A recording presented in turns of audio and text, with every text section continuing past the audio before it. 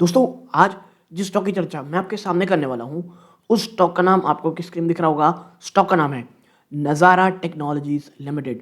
और आज के इस ट्रेडिंग सेशन में स्टॉक आधे प्रतिशत से ज़्यादा की गिरावट दिखा रहा है जब मैं वीडियो रिकॉर्ड कर रहा हूँ। बट याद रखिएगा, ये गिरावट बहुत सीवियर थी और इसने ₹221 और 35 पैसे का एक लो लगाया था। स्टॉक अपने 52 वीक लो जो है ₹219, उसी के आसपास दोस्तों ट्रेड कर रहा है। और देखिए, नज़ारा टेक्नोलॉजीज़ बहुत सारे लोगों को ये गेमिंग स्टॉक के आप कह सकते हैं नाम से जाना जाता है इन्हें। कई लोग इसे भाई जैसे ही स्पेशली जब कामत ब्रदर ने एज़ अ कामत एसोसिएट के नाम पे इसमें एंट्री ली थी, तब इससे बहुत हाइप आया था। कुछ लोगों को इसकी खबर तब लगी थी जब सरकार ने रियल टाइम गेमिंग को लेकर के जो आप कहते हैं मनी गेमिंग कहते हैं, जो जैसे पोकरबाजी ये सब चीज़ को लेकर जहाँ पे मनी इन्वॉल्व होती है, उसको लेकर के जो सरकार ने बैन लगाया था, उसके बाद जो गिरावट आई। स्पेशली सबको पता है नज़ारा टेक्नोलॉजी जो पोकरबाजी नाम से एक कंपनी खरीदी थी, ठीक है? उसके बाद जो कह सकते हैं गिरावट आई थी कंपनी में, वो बहुत सारे रीज़न थे। बट अब जब स्टॉक बहुत ज़्यादा टूट चुका है और लिटरली में बहुत बहुत ज़्यादा ये स्टॉक टूट चुका है, ऐसे में बहुत ज़्यादा सवाल दिमाग निवेशकों के मन में ये है कि भाई आगे क्या? क्योंकि देखो, फ्यूचर गेमिंग का बहुत स्ट्रांग है, ये बात सही है। एक बहुत बड़ा झटका नज़ारा टेक को जो लगा था वो यही था कि जो ऑनलाइन जो मनी गेमिंग था, उसपे जो सरकार ने बैन लगाया, उसके बाद इन्हें झटका लगा था। लेकिन फ्यूचर क्या है और क्या नज़ारा टेक्नोलॉजी में जो ये गिरावट है, वो एक खरीदारी का मौका है। इसके साथ-साथ नज़ारा टेक्नोलॉजीज़ में ना जो राकेश झुनझुनवाला यानी झुनझुनवाला ग्रुप है, वो इसमें एंट्री लिए हुए थे, वो अब एग्ज़िट कर चुके हैं। तो भई आगे क्या है नज़ारा टेक्नोलॉजी का? इसी एक चीज़ के ऊपर हम चर्चा करने वाले हैं। अगर आप नज़ारा टेक्नोलॉजी में निवेशित हैं, निवेश की सोच रहे हैं, तो याद रखिएगा ये वीडियो बहुत इन्फॉर्मेटिव आपके लिए होने वाली है। बस वीडियो को अंत तक ज़रूर देखिएगा, ठीक है? हाँ, डिस्क्लोज़र रूप में मेरी या मेरी फैमिली की इन्वेस्टमेंट नहीं है दोस्तों। अब देखिए, यहाँ पे चर्चा करते हैं स्टॉक पिछले 6 महीनों में आप देखेंगे तो लगभग 30% टूट चुका है और ऊपरी स्तरों से आप देखेंगे जो इसने हाई लगाया है तो भाई साहब ये गिरावट ऑलमोस्ट 40% की आप पाएंगे यहाँ पे कि भाई नज़ारा टेक का जो है 8,000 करोड़ की मार्केट कैप कंपनी है। प्राइस टू बुक वैल्यू कोई बहुत महंगा नहीं चल रहा है ये। स्टॉक की पी 9 है जो बहुत महंगी नहीं है। हाँ, R O C R O ई आप देखोगे तो ये कम है, लेकिन इसके पीछे का मतलब ये नहीं कंपनी खराब है। हो क्या रहा है, कंपनी बहुत बहुत ज़्यादा इन्वेस्टमेंट लगातार कर रही है, चाहे वो इंटेलेक्चुअल प्रॉपर्टी खरीदने में हो, बहुत सारी एक्विजिशंस करने में हो। इसके साथ साथ बहुत ज़्यादा खर्चे हैं कि एम्प्लॉय को बहुत ज़्यादा देना है, टेक्नोलॉजी बहुत निवेश कर रही है, ठीक है? तो ये इस कंपनी का एक ग्रोथ फेज है, जिस कारण कंपनी में आप ये आर ओ सी जो आर ओ ई है वो कम देख रहे हैं, ठीक है? तो ये चीज़ें हैं। फिर फेस वैल्यू 2 की है कंपनी की। प्लेज परसेंटेज आप देखोगे तो 55% से ज़्यादा की जो होल्डिंग कंपनी की ये प्लेज है। और मैंने हमेशा कहा है, जब बाजार गिरना शुरू होता है ना भैया, तो उसमें सबसे ज़्यादा दबाव उन स्टॉक्स पे आता है जहाँ पर प्लेज परसेंटेज है, जिसकी पी बहुत एक्सपेंसिव हो चुकी है और कंपनी में कहीं कोई खराब खबर आई है। तो ये तमाम चीज़ें, और देखो जब आप प्लेज कर लेते हो जो हमने कर चर्चा की थी और आपका स्टॉक इतना भयानक गिरा हुआ होता है, तो दबाव ये आता है कि भैया आप जल्द से जल्द क्या करो, अपने जो प्लेज स्टॉक है उसे निकालो, हमको निकलने दो। और ऐसे में कंपनी एक लूप में फंस जाती है। तो ये चीज़ें हैं, ये एक सबसे बड़ा रीज़न है जो इस भयंकर किस्म की गिरावट का है, ठीक है? वरना कंपनी को हम आगे बढ़ेंगे। देखिए, एक शॉर्ट टर्म बता दूं कंपनी करती क्या है। ये डाइवर्सिफाइड गेमिंग और स्पोर्ट मीडिया प्लेटफॉर्म है जिसकी प्रेजेंस भारत और बहुत से इमर्जिंग और डेवलप ग्लोबल मार्केट में जैसे अफ्रीका, नॉर्थ अमेरिका। और ये इंटरेक्टिव गेमिंग, ई स्पोर्ट और गेमिफाइड अर्ली लर्निंग इकोसिस्टम। तो ये आप कह सकते हो नज़ारा टेक्नोलॉजी को देखा जा रहा था एक ऐसी जगह जो नेक्स्ट बिग थिंग होगी हमारे भारत में गेमिंग सेक्टर को लेकर के, ठीक है? फिर ये तो छोटा सा एग्जाम्पल हो गया। अब चलते हैं भाई कुछ चीज़ों के ऊपर। तो देखो, आपको बता दूं ये एआई जनरेटेड होते हैं इसमें। तो इसमें क्या कहा जा रहा है कि भैया कंपनी प्रॉफिट तो दे रही लेकिन डिविडेंड नहीं दे रही। भैया ये ग्रोथ फेज की कंपनियां हैं, कंपनी जो भी पैसा कमा रही है वो ग्रोथ में लगा रही है, एक्विजिशन में लगा रही है। तो ये मैं नहीं मानूंगा। कंपनी का R O C R O क्यों कम है हमने बता दिया। हाँ, ये प्रॉब्लम कंटेजेंट लाइबिलिटीज जो है वो इस कंपनी की बहुत हाई है। इसके साथ साथ प्रमोटर ने जो प्लेज कर रखा है 55% ज़्यादा की होल्डिंग, ये एक प्रॉब्लम की चीज़ है। इसके साथ साथ एक और प्रॉब्लम कि जो डेबिटर डेज है उसमें बड़ा उछाल आया है।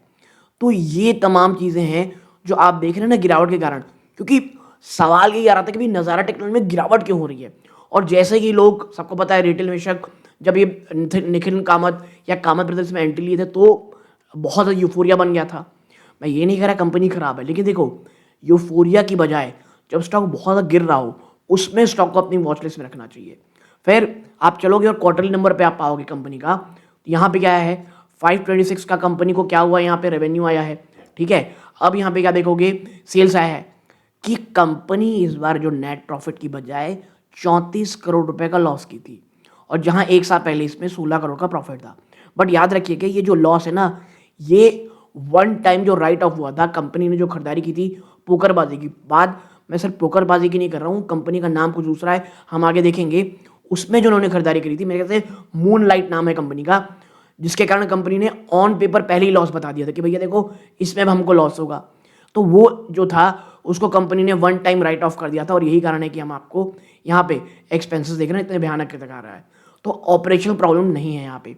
फिर देखिए कंपनी ने नो डाउट शानदार ग्रोथ किया है। आप मात्र इसे 2020 में देखेंगे कहाँ 248 करोड़ की सेल्स थी, सीधा 5 साल बाद देखेंगे स्टॉक 1624, यानी सेल्स में अगर आप प्लस करोगे ना आपको समझ में आएगा company 42.66% year on year jump की है सेल्स ग्रोथ में, 42%। और मैं इसलिए कह रहा हूं कंपनी बहुत ज़्यादा ग्रोथ फेज में है, कंपनी बहुत ज़्यादा खर्चा कर रही है intellectual property and every of that में, और इन्हें करना पड़ेगा अगर इन्हें आगे बढ़ना है। फिर आप नीचे चलते हो, आप देखते हो कंपनी की बैलेंस शीट में, तो एक अच्छी खासी बैलेंस शीट है, 3300 करोड़ रुपए का तो कंपनी के पास कैश रिजर्व अभी भी पड़ा हुआ है। ओके, फिर आगे बढ़ते हैं और शेयर होल्डिंग पैटर्न अगर आप देखोगे तो आप पाओगे कि यहाँ जो पब्लिक है ना उसमें 44.73% का है, लेकिन जब आप ओपन करते हो तो देखो यहाँ पर ये देखिए जो सबको दिख रहा है कि भैया यहाँ पर जो कामत ब्रदर है कितना इसमें आप कह सकते हैं स्टेक है उनका एज अ कामत एसोसिएट्स के नाम पे, आप देखें 1.62% का। ठीक है, एक समय हाई ये 1.97 गया था, बट वो धीरे धीरे अब घट के 1.62 हो गया है। ठीक है, हाँ मैं ये नहीं कह रहा कि कंपनी खराब होगी या अच्छी होगी, बट ये चीज़ें हैं जो हमको अपने ध्यान में रखनी है। एक चीज़ आपको यहाँ पे और लगेगी, नंबर ऑफ शेयर होल्डर ना आप देखें यहाँ पे 1,11,197 हो गए हैं। तो यहाँ पे जो शेयर नंबर्स हैं वो भी यहाँ पे बढ़ रहे हैं, बढ़े हुए हैं, यानी काफ़ी ज़्यादा है। तो ये भी एक कारण है कि ROC ROE में कमी आती है। कंपनी ने कुछ कॉर्पोरेट एक्शन भी लिए हैं, हम आपको दिखाना चाहेंगे 1 मिनट। कंपनी ने सितंबर में, अभी सितंबर में यहाँ पे क्या किया था, बोनस इशू 1:1 का बोनस इशू दिया था, और कंपनी ने फेस वैल्यू भी सब डिवाइड की थी 4 से सीधा 2।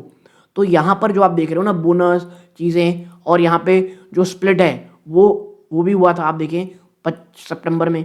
तो बोनस और स्प्लिट, तो उस कारण भी शेयर्स में एक बड़ा दबाव रहता है जो आपको यहाँ देखने को मिल रहा है। तो मैं कहूँगा one of the most challenging phase से ये कंपनी गुजर रही है जो आपको ध्यान में रखना पड़ेगा। तो ये चीज़ें हो गई। अब देखते हैं कि नज़ारा टेक के नंबर्स कैसे आए हैं और मैनेजमेंट क्या कह रही है। तो इसके लिए हम कहाँ चलना पड़ेगा, जो कंपनी ने अर्निंग कॉल किया था। देखो साफ साफ चीज़ें हैं, जो फर्स्ट हाफ गया कंपनी का 80% जम था ईयर ऑन ईयर रेवेन्यू में, एबिटा में 118% का ईयर ऑन ईयर, जो कोर गेमिंग एबिटा मार्जिन है वो 23% से भी ऊपर थी, शानदार। Profit attacks 17%। देखो जो ऑपरेटिंग कैश फ्लो रहा वो 71.5 करोड़ था, 170% का जम था ईयर ऑन ईयर।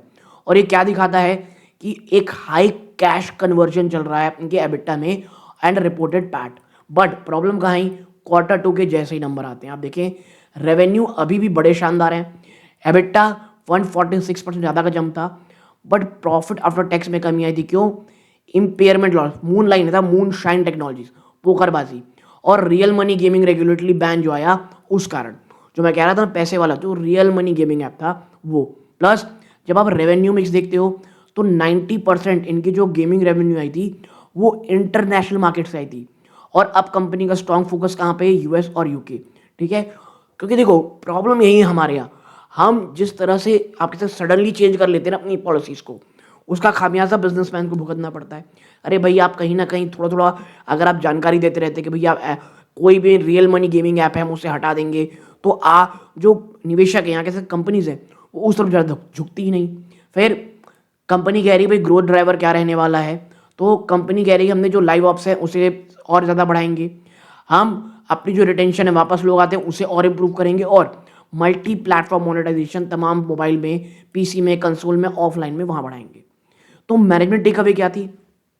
मैनेजमेंट कहती है ये जो क्वार्टर का परफॉर्मेंस रहा और ये कब हुआ है, डिस्पाइट जो बहुत ज़्यादा प्रॉब्लम आई, हेडविंड्स आई, नज़ारा ने एक बहुत ज़्यादा शानदार चीज़ दिखाई, अपनी मजबूती और इनकी जो स्ट्रैटेजी है किस चीज़ की, ऑफ डाइवर्सिफाइड पोर्टफोलियो, इसे वैलिडेट करता है। और नो डाउट नज़ारा टेक्नोलॉजी बहुत ज़्यादा डाइवर्सिफाइड है। फिर कोर गेमिंग सेगमेंट में अगर हम आते हैं, चाहे मोबाइल हो, PC, console, offline, segment level matrix आप देखोगे तो फर्स्ट हाफ में आप देखिए रेवेन्यू जो कोर गेमिंग की बात हो रही है यहाँ पे 159% जंप रहा, एबिटा में 253%, एबिटा मार्जिन में 23% से ऊपर। फिर जो क्वार्टर ऑन क्वार्टर बेस पे आई प्योर गेमिंग में आप देखेंगे तो यहाँ पर, क्योंकि इनका मेन धंधा यही है, Q2 में भाई साहब अभी भी रेवेन्यू 150% से ऊपर रेवेन्यू है, एबिटा में 200% से ऊपर का है, एबिटा मार्जिन में 22% से ऊपर है। अब नज़ारा टारगेट क्या कर रहा है इनके कोर गेमिंग को, यहाँ पे 20 से 25% ईयर ऑन ईयर ग्रोथ की टारगेट है और 20 से 25% एबिटा मार्जिन गोइंग फॉरवर्ड की बात की जा रही है। फिर मोबाइल गेमिंग की बात है तो मोबाइल गेमिंग में कंपनी की जो मेन इंटेलेक्चुअल प्रॉपर्टी है वो है love island, animal jam, WCC, Kidopia, big brother, plus news, IP scat और नॉट कॉट या KOT जो भी होगा इनका नाम। अब आगे बढ़ेंगे इसमें तो आप पाओगे जो Q2 था 81% इनका मोबाइल गेमिंग में जंप रहा, एबिटा में भी 95%। और आप देखेंगे कि एग्जीक्यूशन लीवर्स, पहला जो कंपनी ने यूए आप कह सकते हैं ठीक ठाक की इन्होंने बढ़ाई अपनी, उससे काफ़ी इंप्रूवमेंट मिली। जो लाइव ऑप्स थे, कैडेंस और कंटेंट में नई रिफ्रेशमेंट्स लाई गई वो बहुत अच्छा रहा। लव आइलैंड अच्छा किया, किडोपिया वो धीरे धीरे बढ़ रहा है, एनिमल जैम जो है कुछ नए कंटेंट ऐड ऑन किए गए हैं और रोबॉक्स लॉन्च किया जाएगा आने वाले टाइम में, बिग बॉस। तो देखो कंपनी, मैं यही कह रहा हूँ आपसे, गेमिंग बिजनेस ना अगर आप नगरा टेक को देखेंगे बहुत डाइवर्सिफाइड बिजनेस है, बहुत बड़ा बिजनेस है। सिर्फ इसलिए कि आपको भैया निवेश करना है एक जहाँ पर ज़ेरोधा के फंडों निवेश किया इसलिए करना है तो दूर रहें। अगर आप गेमिंग बिजनेस को वाकई समझते हो, क्योंकि मैं बता दूँ मैं नहीं समझता हूँ, इसीलिए मैं आपको दिख रहा होगा थोड़ा सा जब चर्चा कर रहा हूँ इसे एज अ प्रोडक्ट मानिए। अगर आप गेमिंग, क्योंकि बहुत कॉम्प्लेक्सिटी है, हमारे भारत में भी रेगुलेशन उतने साफ सुथरे में दिखते भी नहीं है, ये तमाम चीज़ें हैं, इसके बावजूद मुझे नज़ारा टेक ना अच्छा ज़रूर लगता है। लेकिन मुझे ये प्रॉब्लम है यहाँ पे नज़ारा टेक में, या कि गवर्नमेंट तरफ से कोई क्लैरिटी बहुत अच्छी नहीं आती। कल को कुछ और हो जाए, भारत सरकार कुछ नए नियम ले आए, वो हम नहीं बोल सकते। अब देखो ऑन किडोपिया रिकवरी, देखो कंपनियां कहती हैं कि भाई हम कुछ स्ट्रगल किए, बट जो मैनेजमेंट है वो देख रही है कि भाई हमको ना एंड ऑफ द टनल में कहीं ना लाइट दिख रही है, प्लस जो नई लीडरशिप है वो बहुत अच्छी है। अब हम कुछ पॉजिटिव ग्रोथ और सब्सक्राइबर भी देख रहे हैं। एक्सपेक्टेशन ये है कि जो Q4 आएगा, यानी जो इसके बाद वाला क्वार्टर, वहाँ पर हम एक पॉजिटिव ग्रोथ दिखा पाएंगे सब्सक्राइबर के नंबर्स में, और हमारा एवरेज रेवेन्यू पर यूज़र भी बढ़ेगा।